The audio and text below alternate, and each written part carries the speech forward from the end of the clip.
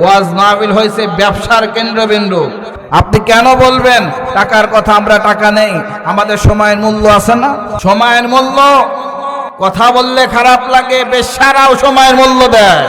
অধিকাংশ বক্তারা এদের কোনো কাজ নাই, ইমামতি নাই, মাদ্রাসায় চাকরি নাই, এদের ব্যবসা হলো ওয়াজ। ওয়াজের টাকা করে বছরের মতো ব্যাংকে জমা করে আর ওই টাকার ইন্টারেস্ট নিয়ে সারা বছর খায়। তোমার 2টা 3টা করে মাহফিল নেয়, এরা গাড়ি ছাড়া আসতে পারে না, আবার হেলিকপ্টার নিয়ে আসতে হয়। তোমাকে এত কষ্ট করে দিনই কাজ করতে বলছে কে? তুমি একটা মাহফিল নাও, তোমাকে 3 জায়গায় মাহফিল নিতে বললো কেনা? আল্লাহ রাসূল তো তোমাকে এত কষ্ট করতে বলে নাই। তোমার যেটুক সীমাবদ্ধ ওইটুক করো। এর মানে আসলে দিনই কাজ না, আসলে টাকা। 3 জায়গায় গেলে টাকা পাবো, এই কারণে 3টা মাহফিল। কথা বলেন ঠিক না ঠিক? এই দুঃখে আমি আলোচনা বন্ধ করে দিলাম। আমার কিছু দাওয়াত এলা নিষেধ করে দিলাম যে আমি ওয়াজ আর করব না।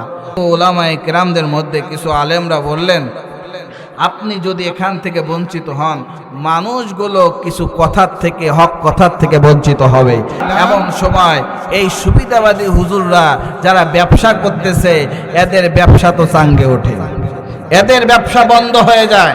তখন এরা আমাকে ফোন দেয় যে আপনি কথা বলেন, এটা আপনি কিভাবে বলতে পারেন আলেম হয়ে? বাপরে বাপ, আপনি কেন বলবেন টাকার কথা? আমরা টাকা নেই, আমাদের সময়ের মূল্য আছে না?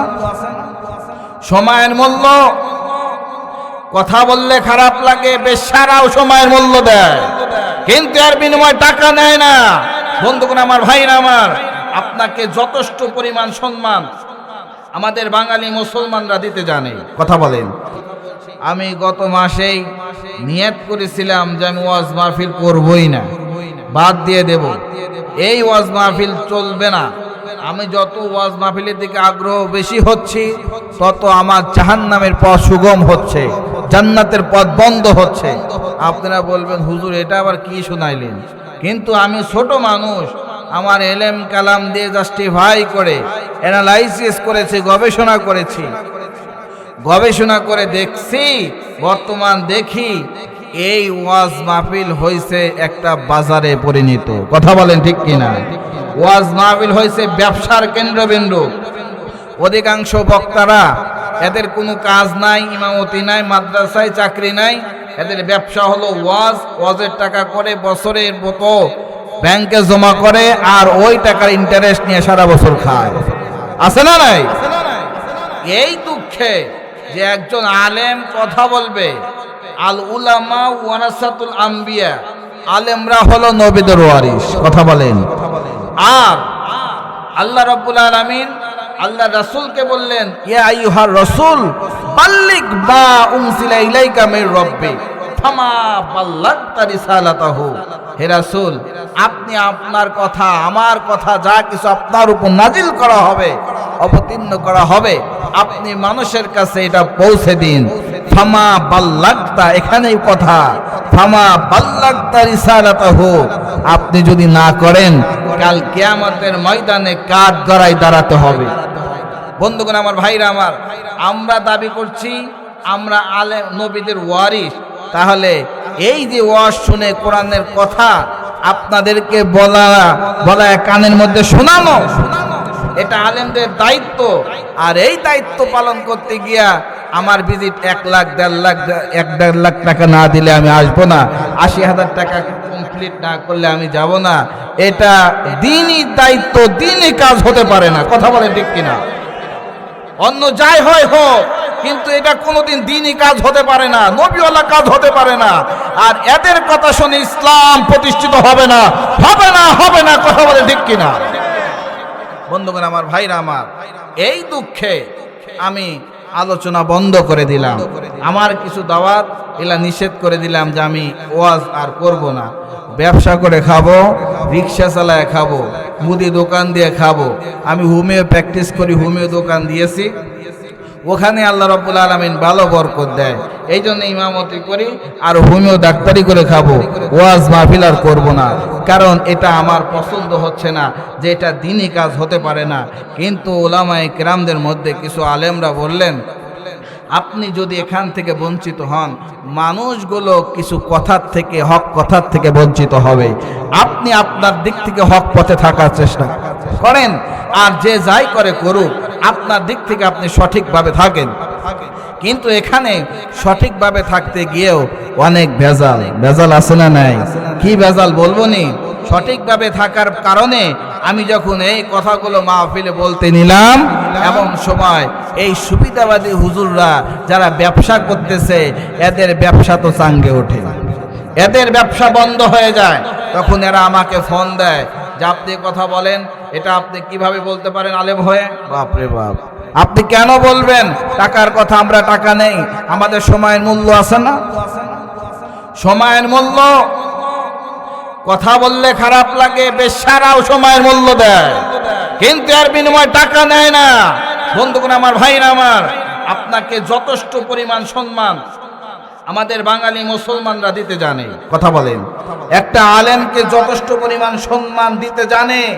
মানুষ টাকা দিতে শিখছে, টাকা দিতে শিখছে দেখাই সারা বাংলাদেশে অসংখ্য অগণিত মাদ্রাসা মসজিদ কায়েম হয়েছে। কথা বলেন ঠিক কিনা? আগের যুগে মাদ্রাসা খুঁজে পাওয়া যাইতো না, মসজিদ খুঁজে পাওয়া যাইতো না, মসজিদ হেরিকিন দিয়ে তালাশ করতে হতো। এখন মরে মরে মসজিদ হচ্ছে। আজ মানুষ, হেদায়েতের আগের মানুষগুলো, তারা দিন কায়েমের জন্য কথা বলতো, নামাজ পড়তো, ইবাদত বন্দেগী করতো, তারা সব সময় আল্লাহর ভয় অন্তরের মধ্যে ছিল। আগের আলেমরা ওয়াজ করতো, মাইক ছিল না, ভালো খাবারও পেত না। ঠিক না বেঠিক? কারণ মানুষের মধ্যে তো ভালো খাবার খাবে যে এরকম জীবিকা নির্বাহ করার মতো কর্মই ছিল না, তাহলে ভালো খাবারও ছিল না। তারা ওই খাবারগুলোই, এই সিনার ভাত খেয়ে তারা ঘন্টার পর ঘন্টা মানুষকে ওয়াজ শোনাইছে। মানুষ চোখের পানি ফেলে বাড়িতে চলে গেছে, মানুষ হেদায়েতের জরিয়া হয়ে গেছে। যারা বাবা মার সাথে খারাপ আচরণ করতো, পা ধরে মাপ চাইতো, আব্বা তুমি আমারে ক্ষমা করে দাও। এখন গান বাজনা শোনার জন্য আর টেলিভিশনে যেতে হয় না, চাষটালে যেতে হয় না, ডিস্কোতে যেতে হয় না, গান বাজনা মাহফিলে পাওয়া যায়। কথা কয় না? এখন প্রত্যেকটা বক্তাগুলো কমার্শিয়াল বক্তা হয়েছে। এরা গান বাজনার একটা আখড়া নিয়ে আসছে। আমরা গান বলবো, নবীর শানে গান বলবো। কথা বলেন, দিনের খাতিরে, কোরআন বোঝানোর কারণে আমরা ইসলামী সঙ্গীত গাইব। এর মানে এই নয় যে এই কোরআনের মাহফিলটাকে আমরা নাট্য মঞ্চ তৈরি করব। সেই জন্যে আল্লাহ রাব্বুল আলামিন আমাদেরকে হেফাজত করুক, আমাদেরকে হেদায়েত দান করে, বলেন আমিন। শুধু বক্তাদের দোষ দিলাম, এতে মনে করলেন আপনারা খুব খুশি হইলেন। আপনাদের দোষ আছে না নাই? আপনারা এদেরকে কেন দাওয়াত দেন? এদের ভাইরাল বক্তা কেন খোঁজেন? ভাইরাল হওয়া একদম সিম্পল ব্যাপার। ভাইরাল হওয়া তেমন কঠিন ব্যাপার না। আমারে অনেক বুদ্ধি দিছে ভাইরাল হওয়ার জন্যে। আজকে যে পক্ষ ভালো, যে পক্ষ শক্তিশালী পক্ষ, ওই শক্তিশালী পক্ষের বিরুদ্ধে একটু গালিগালাজ করলে ভাইরাল হওয়া যায়। সহজ ব্যাপার, ভাইরাল হতে তেমন কিছু লাগে না। কণ্ঠ আল্লাহ খারাপ দেয় নাই, একটু গান বাজনা করলেই ভাইরাল হওয়া যায়। কিন্তু ভাইরাল হয়ে লাভ কি? আল্লাহ রাব্বুল আলামিন আগুনের কেসি দিয়া জিবা কাটবে। আমি এক বক্তারে আমার দোকানে বসায় বললাম যে ভাই, আপনি কণ্ঠমণ্ঠ ভালো আছে, এলেম কালাম তো আপনার নাই, পড়াশোনা ভালো করেন নাই, তবে আপনি মাহফিলে গিয়া যে ওয়াজগুলো করেন, যারা বোঝে এরা খুব গালিগালাজ করে, সমস্ত আলেমদের নিয়ে গালিগালাজ করে, এইরকম ওয়াজ করেন না। উনি বললেন যে এই আকাশ চালাইকে, জমিন কার? যুক্তি দেখেন, আকাশ আল্লাহর, জমিন আল্লাহর। এই যে পৃথিবী ভূমণ্ড চালাচ্ছেন, ইনি আল্লাহ চালাচ্ছেন। তাহলে আমার মতো বক্তা, আমি গান গাই, আমারে চালাইতেছেন আল্লাহ। আল্লাহর কাজ আল্লাহ করুক, আমার কাজ আমি করি। এটা হলো বক্তার যুক্তি। আমি কইলাম যুক্তি দিয়ে ইসলাম চলা যায়? ইসলাম মানতে গেলে যুক্তি হয় না। ইসলামের সুশীতল ছায়া নিচে যদি তুমি আশ্রয় গ্রহণ করো, কোরআন যা বলছে, কোরআন যেদিকে তোমাকে নিতে বলছে, কোরআন অনুযায়ী তোমার জিন্দেগি যাপন করতে হবে, তাহলে তুমি আল্লাহর কাছে শাফায়াত পাবা। না হলে কাজ করাতে হবে, কঠিন থেকে কঠিনতম হিসাব হবে। আজকে বক্তাদের গাড়ি বাড়ির অভাব নাই। বক্তা আসতে গেলে তোমার 2-3টা করে মাহফিল নেয়। এরা গাড়ি ছাড়া আসতে পারে না, আবার হেলিকপ্টার নিয়ে আসতে হয়।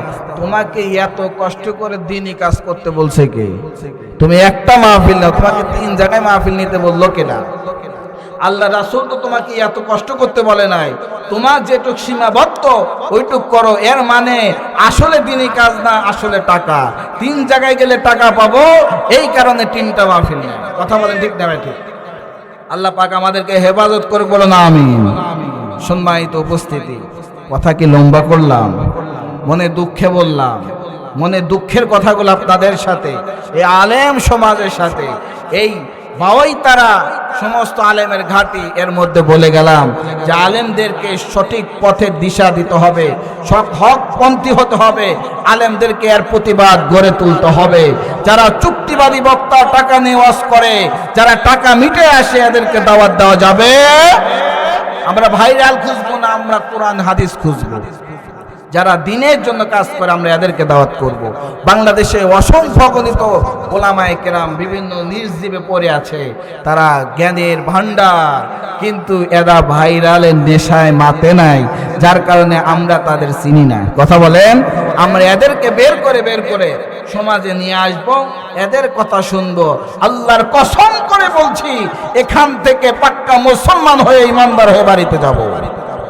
আর যদি এই ভাইরাল নিয়ে আসে, ভাইরালের তালে পড়ি, হেদায়েত কপালে জুটবে না। আপনারাই বলেন, হুজুর এত ওয়াজ মাহফিল হচ্ছে, মানুষ তো হেদায়েত হয় না। হেদায়েত হবে কি? যিনি বলতেছেন উনি তো হেদায়েত না। আল্লাহ তো ওনাকেই হেদায়েত দেয় নাই, আপনাকে হেদায়েত তার কথা হবে কেমন? আল্লাহ পাক আমাদেরকে বোঝার তৌফিক দান করুন।